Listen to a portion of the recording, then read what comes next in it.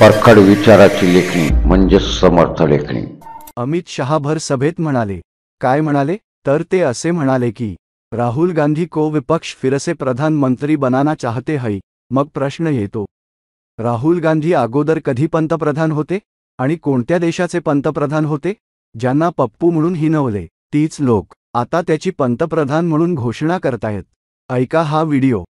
राहुल बाबा अगर फिर से प्रधानमंत्री बनते हैं तो एक घपले, घोटाले, भ्रष्टाचार भारत की नियति बन जाएगी।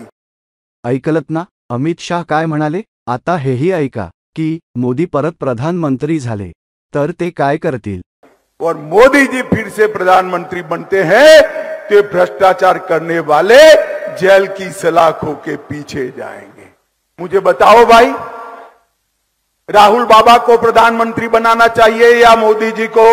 ऐकलेत ना, म्हणजे अजित पवार, छगन भुजबळ आणि भाजपमध्ये जे पण भ्रष्टाचारी प्रवेश केलेत त्यांना जेलची वारी निश्चित आहे। पण हे खरेच होईल की हा फक्त चुनावी जुमला आहे? हा प्रश्न दर्शकांवर मी सोडतो। मित्रांनो, व्हिडिओ आपल्याला आवडला तर व्हिडिओला लाईक आणि शेअर नक्की करा।